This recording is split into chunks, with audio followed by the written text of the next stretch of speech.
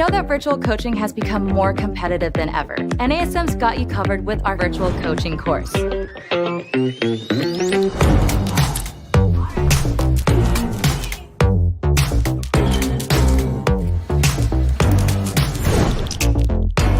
NASM's virtual coaching course provides a complete solution to help you translate your services into a successful virtual platform. This course will give you the tools to build and operate a sustainable virtual business model. The formats may be different, but you're still delivering fitness training and effective behavioral coaching. That doesn't change even if you can't be in the same physical space as your clients. The truth is, this is the way to reach more clients and expand your reach and impact. There's never been a better time to carve out your very own virtual space, and NASM is here to help. Welcome to NASM's virtual coaching.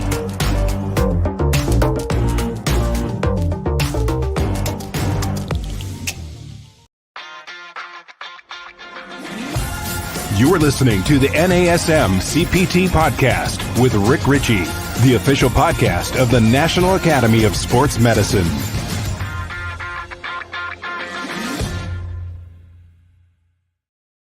Hello and welcome to the NASM-CPT Podcast. My name is Richey, and I want to thank you for being here, and I want to tell you a little story before I introduce a guest that I have with me today. So it was several months ago, I had somebody reach out, and he's just giving me an email.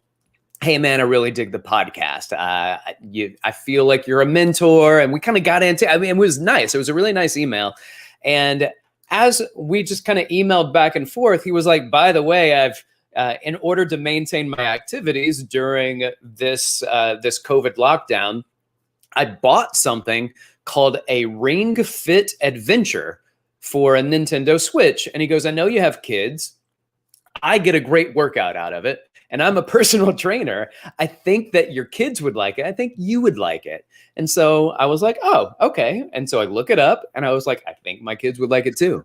So I buy one and then I post about it. And when I post about it, a friend, a former colleague named Jill Travis reached out and she goes, I love what you're doing. I think I know someone you need to talk to. And I think he would be really good on the podcast. And his name is Bill Vacca. And he goes by Mr. Vacca on his social media. He's an educator, he's a teacher, and he is an ambassador for Nintendo. So it's a Nintendo Switch this is for. I figure, man, this guy probably knows something, not just about the Ring Fit Adventure. I'm not trying to pitch or sell Ring Fit Adventure.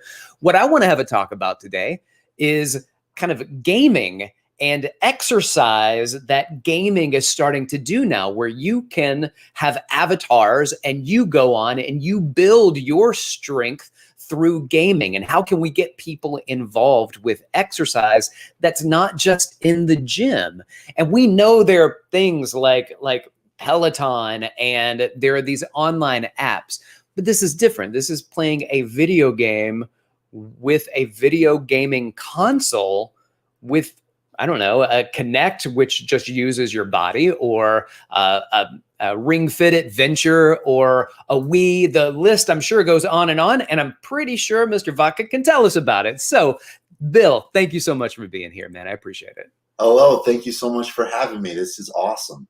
Thank you. Hey, I subscribe to your channel on YouTube, and I initially was like, well, I need to find out who Jill is talking about. So I go in, I look at it, and I look at some of the gaming stuff. But then I started following because I was like, oh, I could learn a little bit more about like Google and interaction, like the Google Suite and stuff like that. So I've learned a lot from your videos. Well, thank you, man. Yeah, it's been quite the wild ride. Everything was Nintendo based and focused. My channel started off when I was a first grade teacher, and I was using my YouTube channel to communicate with students, but like during the weekends or to get them hyped up about a spelling lesson. And I learned that using video games in education was really helpful. And so, for example, teaching first grade, if I had a student that was failing their spelling test, I said, what game are you interested in?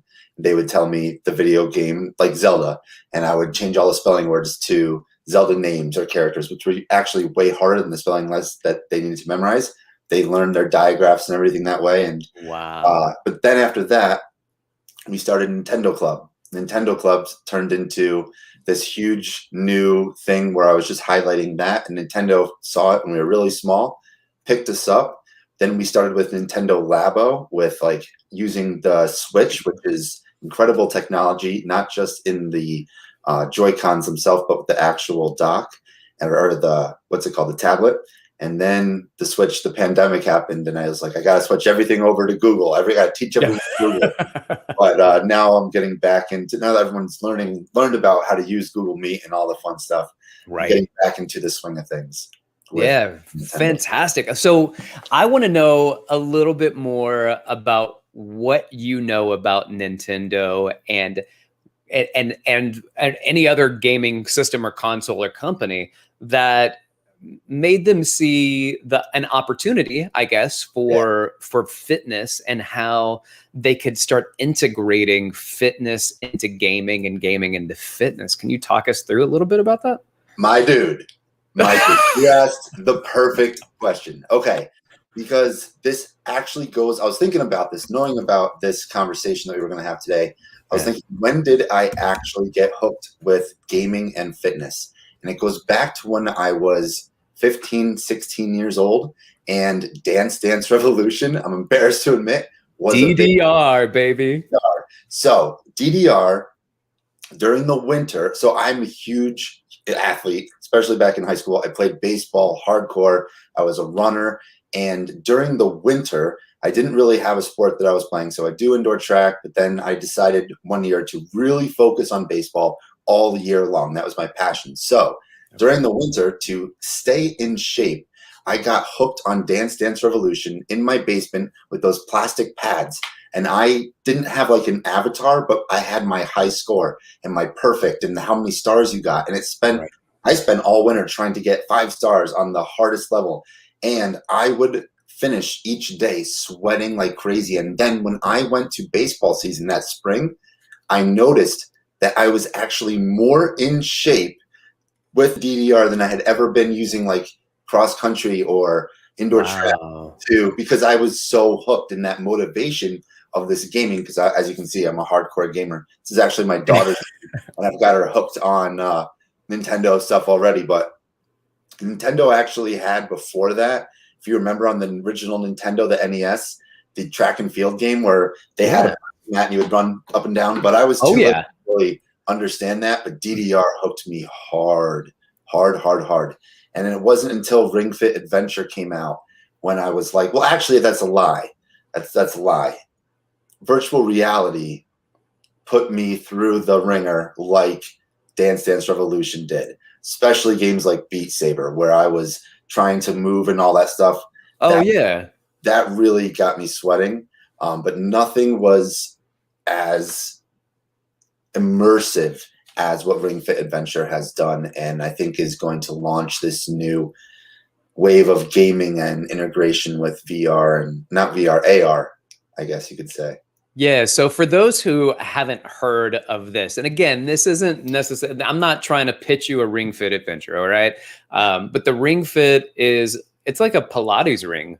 So it's a Pilates ring, and if you have a Nintendo Switch, you take one of your controllers and you attach it to the Pilates ring, and then you take another controller and you put it, there's a strap that goes around your thigh, and you put the other controller in that strap. And so you can move your avatar by like steering, right? So you can steer your avatar where you want it to go, but you have to run, right? And the controller is on your leg. And so you have to run your legs if you want your avatar to go forward. And if you want it to move, then you steer to get it to move, and you can get it to jump by doing certain things and squeezing it and pulling it and twisting it and squats. And I mean, the exercises, I played it. I posted a video on my Instagram of me playing it, and somebody, that's it. Perfect. I'm glad you have it with you. So Bill's actually, if you're watching the live stream or YouTube, you can see it. If you're just listening to the audio, he's holding up the Pilates ring and the controllers that go along with it. I posted a video of me doing this, and a friend of mine was like, "Hey man, you look super serious." And I was like, I was into the game. Like, I don't play the game and like smile like Mr. Bluebird's on my shoulder. I was running, I was steering, jumping, battling monsters with this ring. So where did this come from? Why did it happen? And do you know anything about the ring and how that became an integral part of it? Okay, so I am a Nintendo history nerd. Nice. And actually, I'm not promoting this Ring Fit venture either. I'm no longer a Nintendo brand ambassador because when the pandemic happened, I stopped making Nintendo videos, made Google videos.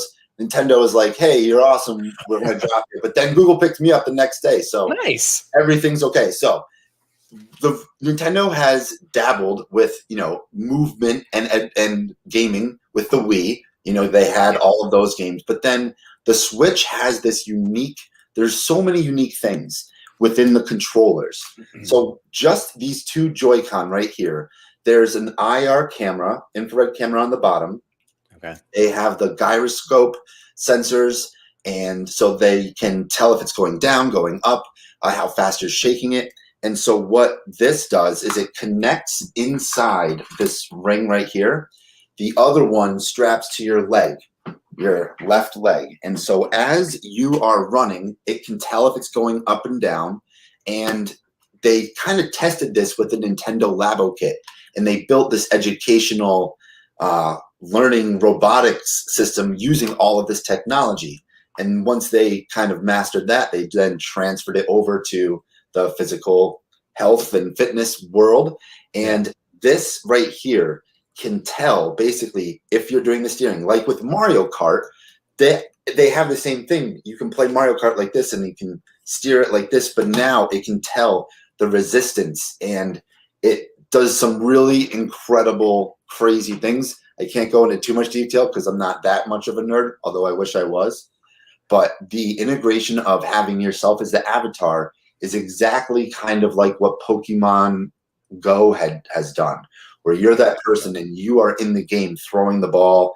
And they kind of took that mentality, that philosophy of game development, integrated it with all the fitness and the Pilates ring and the leg strap, and the things are hard. Like you're very to do it online because I'm too embarrassed to do it online.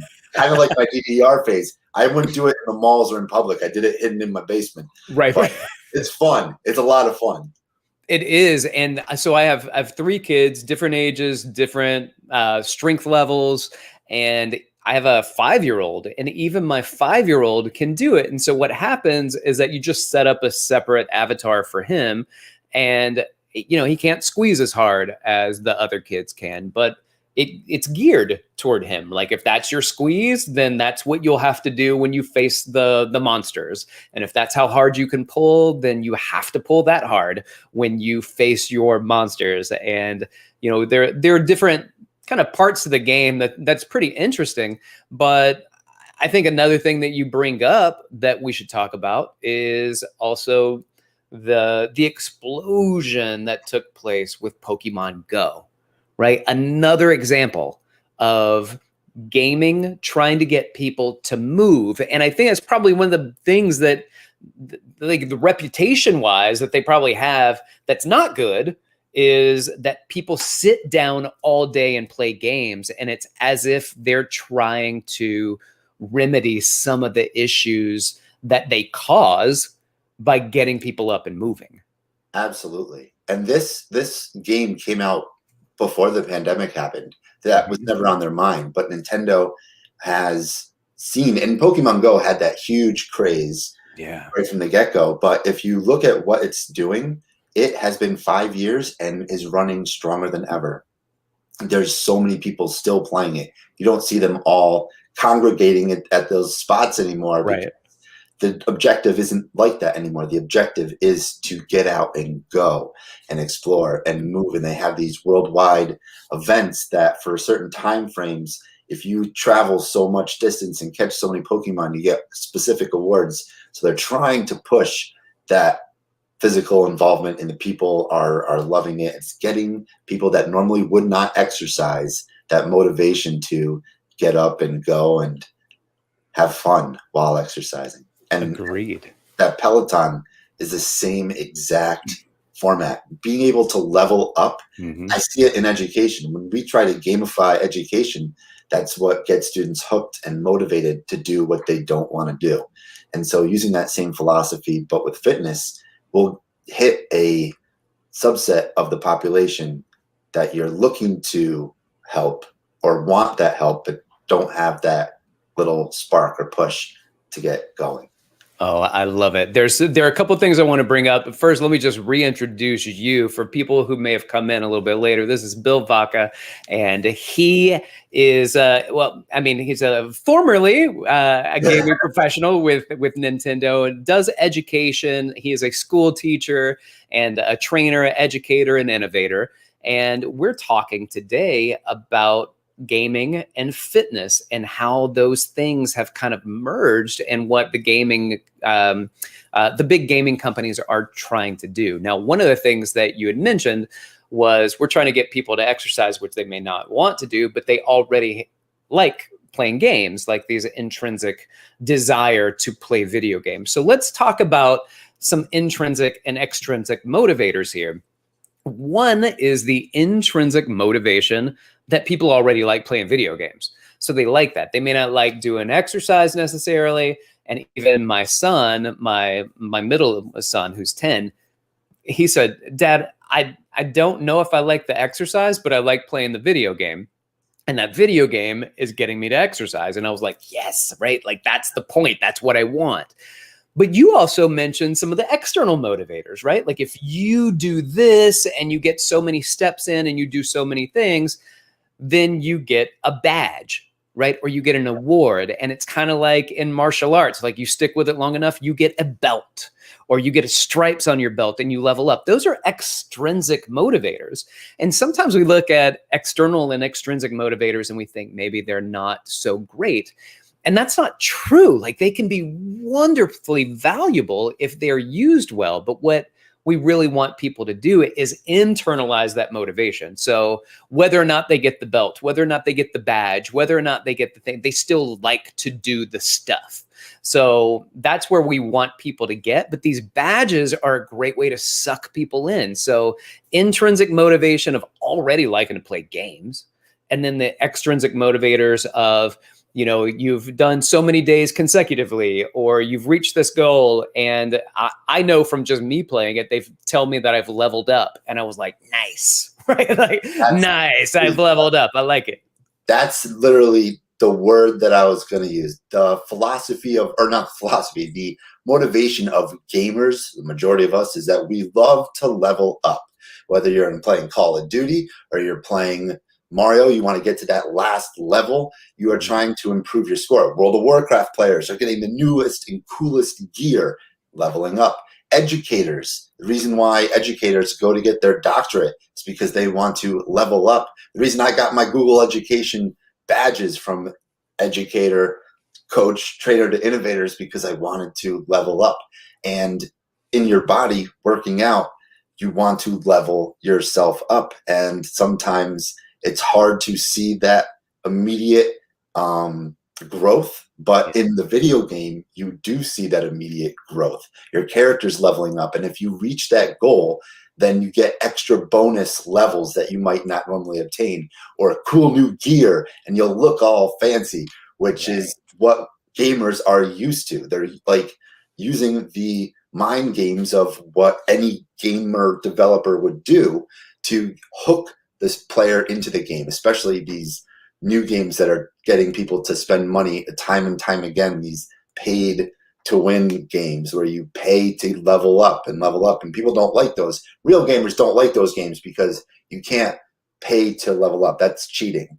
But when you grind your character and you see that leveling up, I love it because you can then see, like when I was playing DDR, I didn't notice, like I was in shape, but I didn't notice how much I was in shape until I left the game and went back into the real world and was like, whoa, okay, this really did work. And it's the same thing. Everyone that I get hooked on with like Ring Fit Adventure tells me I lost so much weight and belt sizes because I am addicted to this game. And it's not like they're addicted to the physical fitness, but they're addicted to the game. Right, right. And I feel like the leveling up kind of goes both ways. And I'll give an example of my 5-year-old. I took my 5-year-old out for a run. And this is, months and months ago, we went out for a run, but he's been playing video games since he was little. And anyway, we went for a run, and there's a park across the street from where we're living. And so we ran around the park 10 times. So that was just over a mile. But he was great with it. And so the next time he said, Dad, I want to beat the last level. And I was like, what's the last level? And he goes, 10 times was the last level. I want to do 11 times. And I was like, all right, let's go back out. We'll run 11 times. And then I was like, 11's not really that much of a push. Can we level up to do 15? And he goes, yeah. So the next time he said, let's beat the last level, 15, let's do 20. So we got to the point where we did, I believe it was a total of 43 times around. Anyway, we did 5 miles together after months of leveling up. Yeah. But that was his mentality, like it's a game. So he took his gaming mentality, and actually a 5-year-old took the gaming mentality of beating the last level and always progressing and leveling up to running around the park with his dad. That's good parenting right there. My Let me man. tell you. Thank you. Yeah, that mindset of leveling up can be applied to anything in life. When he learns to ride a bike, he'll level up to be a bike rider. Yeah, 100%. That's true. And that goes for all of us, right? With leveling up, whether or not we are in the fitness industry and we're looking for a new PR, or how long we can run, or how far we can push ourselves. But I think there's also something to be said for what we talked about already, which is that immediate gratification. And the immediate gratification sometimes, especially for the newer clients, are the small wins, right? And the small wins it sets a goal for us or for our clients where they can achieve something. And that's one of the nice things about like playing Pokemon Go or playing Xbox and getting these badges are you get something that day, like you accomplished something that day. And I think we need to keep that in mind as we move forward, relate it to what people want. Like you were talking about with the spelling, which I think is such a great idea. And something that people connect to, because a lot of times people don't connect to fitness. It's just not where people gravitate to necessarily. So this, I think, could be a strong motivator for people for trainers also to consider getting their clients into, because it's, as the research is showing more and more, sedentary lifestyle is one of the biggest indicators of morbidity and mortality rates. And your fitness is good, but even 1 hour of exercise, even if you did it every day, it's not as valuable necessarily as regular constant movement throughout the day. So it doesn't mean don't sit down, but we're saying like there's non-exercise energy expenditure that takes place that tends to be a lot more valuable than even focusing on here's my 1 hour training session. Because a 1 hour training session, you might burn, 500 calories, but getting up and standing and walking throughout the day, far more calories get burned when you're more just kind of active throughout the day. And this is moving people away from maybe just a workout mentality to it's time to be active. Yeah, the whole lifestyle. Remember the Tamagotchis where you would walk around and after so many steps you'd hatch an egg? That was way before the Fitbit days and all that stuff. Or now you got to have the goal of getting the rings on the Apple Watch or whatever. That's right. Whatever you're trying to do. But that I've been using that philosophy, that mindset of leveling up with education, because it is been that carrot that works for so many students that I can't normally get to work. And even now I'm at the high school level with the instructional technology. There's esports that a lot of our students are obsessed with and play, and we have our esports team, but they have to, in order to stay in the esport realm, they have to pass their grades and all that positive stuff. But we're finding now this year has been really interesting because the the sports got pushed. Like we're having football season right now in the spring and soccer right now in the spring. And so they're not able to play our esports because they're conflicting. But do you think that they're getting better at esports because of COVID? And I know it sounds awful, but it's probably true. It is. It is true. It is true. But now in our PE classes, we have like Dance Dance Revolution. It's not called Dance Dance Revolution, but we have like 50 of those mats, and we'll have an entire class spread out, still wearing them and doing Dance Dance Revolution with a projector on the big wall. And the kids are absolutely loving it. And then there's these other PE games now that utilize technology and gamification, where the projector has moving targets and kids are taking like dodgeballs. And if they hit the moving target, then they get so many points. And then by the end of the round, you get so many points, you get certain levels and all that fun stuff. But then you have teachers that are very creative and they don't have that technology. They still have a projector. And so they put up a random like slideshow of things coming up and like, okay, just try and hit the guy in the face. And if you do, you count 1 point for yourself. Oh. So that they're still doing the game, but it's not like legit being tracked. But still, that's so smart. Yeah. You use what you get. You use what you got, and you can't be upset. And I think anybody that's using that type of creativity is playing the right way. Absolutely. Now, are there other games or other companies, other concepts that you're able to utilize in physical education classes that are out there that might also transfer or translate over well for people just like in their home? Absolutely. I'm not so sure about at home, but at PE we have this crazy wall that has targets, kind of like if you ever go to a Dave & Buster's where you have the wall with all the different lights and you got to slap the lights as fast as you can. It's kind of like that, but more for elementary kids, which is a lot of fun. And then they have the jump rope, which it's just a light that goes around and you got to jump the light. And if you break the light plane, then you didn't jump the rope. Interesting. That's a fun game that we don't have at school, but you can play at Dave & Buster's all that. There's a lot of other fun games like that you'll see, like a physical fruit ninja, where you're getting up and you're slicing the things with your arms and doing all those kinds of fun things instead of just using your finger on the phone. What were your thoughts? So what were your thoughts when the Xbox Kinect just came out?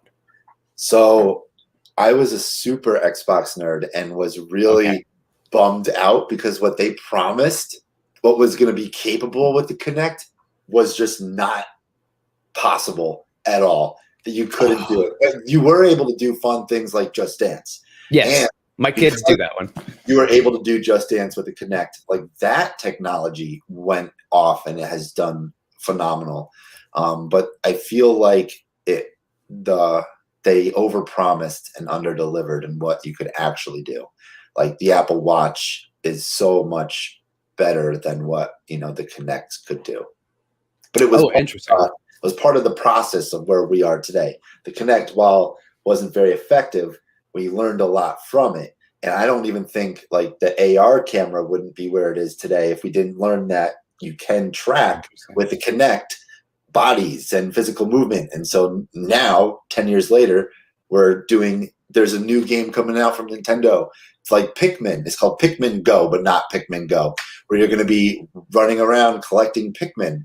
And there's a Harry Potter game out now where you're going around and catching wizards, and a Jurassic Park game that you can go around now. So that Pokemon Go style has been duplicated time and time again for different markets of people. That if you're not a gamer, maybe you like dinosaurs, so here's a collected dinosaur world where you go around, you can see T-Rexes and all that stuff. Brilliant. Mike, see this is the kind of stuff that I want to know about. Other things I want to know about, because you've mentioned Apple Watch a couple of times, and there are a lot of wearables. Are you familiar with the wearables and what some of those deliveries are? Like, so I have an Apple Watch, And I use my Apple Watch. I track my sleep on it. I track my runs when I go for a run. I tap into it for my high intensity interval training. But like, what are some of the cool things that the Apple Watch does? Because I don't know. I just push a button and, it tells me what's going on. There's lots of games that are on the Apple Watch that track and give you basically the same thing, like your badges. And I'm kind of embarrassed to admit, but the reason I bought my Apple Watch was because when Pokemon Go launched, well, not launched, but later in its life cycle, they announced that it would integrate with Apple Watch, and all the eggs that you were incubating, and every 2 miles would incubate an egg. Well, then I need to get that because everything that I do all day will go towards my eggs. And that was why I bought an Apple Watch for Pokemon Go. But then I could see all the benefits that it had. And people would say, close your rings. And I had no idea what they meant. Then I saw the Apple Watch has the 3 rings, where it's how long you've been exercising, like strenuous exercising, how many steps you've been taking, and then the whole sleep thing. Now I'm hooked on that. And the sleeping is my game. I bought a Google Nest Hub version 2 that's supposed to sleep track, and I want to level up my sleeping and try to get the best sleep possible. So I'm trying to collect as much data as I can doing all that. Yeah, I do that. I do that with my Apple Watch as well. I have to be careful sometimes because I'm overthink my sleep, which sometimes may keep me from being able to sleep. So I've gotten down to the point where I'll just open it up and I'll be like, all right, I'm pretty regular when I go to sleep at this point and when I wake up, and I set alarms. So I have a bedtime reminder that pops up on my iPhone. It's time to go to bed if you're not already there. And just being consistent. And that's one of the things they talk about with sleep hygiene. That's probably more important than anything is kind of being regular with it. Most important thing, go to sleep around the same time, wake up around the same time. Even if you're on vacation, go to sleep around the same time, wake up. And you're not going to do that every time, but for the ultimate sleep hygiene, being on a routine. And it's not a game, but it's data, right? I can track data and I can see where I am, and it tells me, this is where I am on average. And I collect that. I'm a connoisseur of my own information, my N of 1 right now. Yeah. Speaking of hygiene, you just reminded me, did you know that Pokemon has created a game for brushing your teeth? That you put your phone up to the camera or to the mirror when you brush your teeth, it watches you and counts your points, and the Pokemon will do certain things. If you do the certain streaks, you make sure you do it every day, all on your phone. This gamification is integrating our lives in so many ways. I wouldn't be surprised if there is a sleep game coming out where, as if you do get a full 8 hours sleep, you will unlock this cool new background for whatever. Yep. I don't know. I'm sure I'm just gonna steal that idea. You're welcome. Oh, I love that. I love that. Ladies and gentlemen, I'm talking to Bill Vacca, and he is an innovator, educator, gaming icon to me. Watching him go through and talk about this stuff, I think is fantastic. If you are listening to the Facebook live stream and you have a question about gaming and activities in the future of gaming, or I have a client question that you think he might be able to recommend something that may be of interest for you or your fitness clients, please go ahead, and our producer Eric will field those questions and get it back to us. But while you're deciding whether or not you actually want to ask that question, just go ahead and ask it. So Bill and I will continue to talk about this. One of the things that I think is pretty impressive is the intensity at which you can control on some of these games. So mine was when I first set up for Ring Fit, you could schedule your intensity, and it asks you in the beginning, do you want to go a little bit harder or do you want to go calmer? So do your light run and then do a really fast run so we can gauge how fast we're going to let your avatar move. And so when it's time to run the gauntlet and things are getting crazy, whatever's happening, you can't just kind of lift your legs up and lower back down. You actually have to run. You have to go faster. They test your strength, pushing and pulling. So you are getting tested on that when you fight against some of these monsters that you're fighting against. I think there's something interesting to be said where it's not a game where only one type of person can do it. Like I said, my 5-year-old can do it. And I mean, I don't want to brag, but like I can lift a little bit more than he can. I can squeeze the ring a little bit harder. I can pull a little bit harder. So, but he likes it, but he has levels that he can do. And I think it's cool that not only do they do that, but they also give you the option to do the warm up and a cool down, like a stretching series at the end that they'll take you through. Absolutely. And have you checked out the party mode with with Ring Fit? Okay. So the party mode is really fun because they do have machine learning. So it will know if you're player 1 and you're going really hard and you give it to your 5-year-old, and they'll just do like little mini games with like, do this pose or try to beat, how many times can you punch this monster? And so it's how fast can you go with the ring, and it will do it so that you can just pass the ring, pass the strap, switch it really fast to your next partner, and have a quick little competition on, whatever that little mini game is. And there's so many fun things.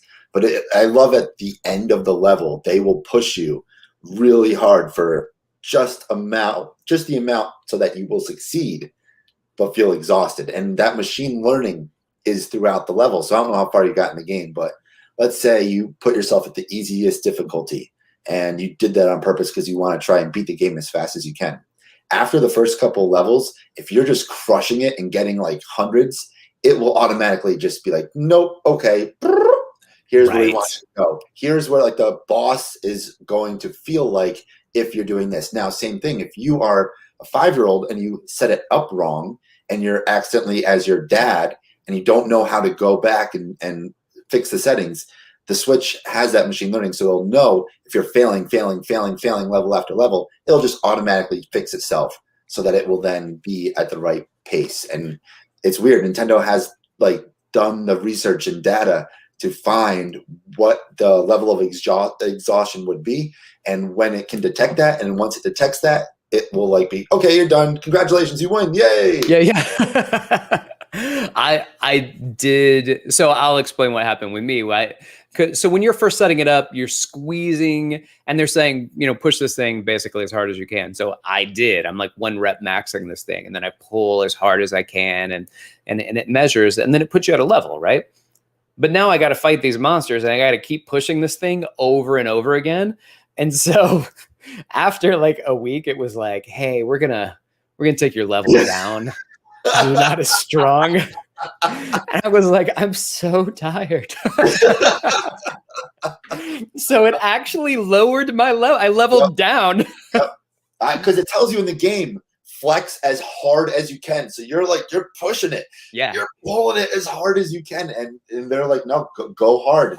And the same thing happened to me. It was a little ego boost, but I liked winning. So I didn't mind that it bumped me down. But it does. It pushes you to really exhaust yourself in so many different ways. Like I never have done yoga, but now I know that I've been doing yoga because I'm doing these poses. But in my brain, I'm beating this monster with horns and fire coming out of its nostrils. But there I am in my kitchen doing the little yoga pose. It's so true. Are there any other games, as we're coming to an end and wrapping up, are there any other games or systems that you're familiar with that maybe we haven't talked about, that maybe even people have a console in their house, but they don't even know that there are games that they can do cool stuff like this with? Well, if you have a PlayStation 2 or an Xbox 360 or a PlayStation 3, Dance Dance Revolution's still out there. Get it before it's a collectible. The game is awesome. But right now, the big rumor is the Switch Pro coming out.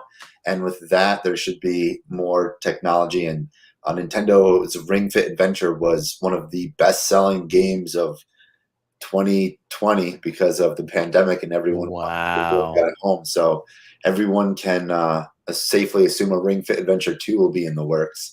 But for the near future, all I know is Pikmin is coming to your phone, and a Pikmin Go type of game, but.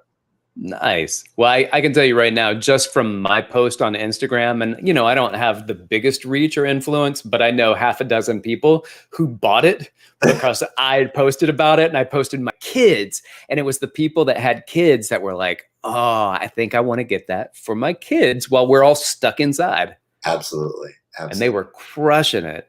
Bill Vacca, man, thank you so much for being on the show. I appreciate you taking time out of your schedule, and I know you're busy, and you're doing your teaching and your education, so taking time out of your day to help us understand a little bit more about gaming and exercise and fitness and what they're doing and what we can do is greatly appreciated. Can you let everybody know like your details, where to find you, your social media, your YouTube, that stuff?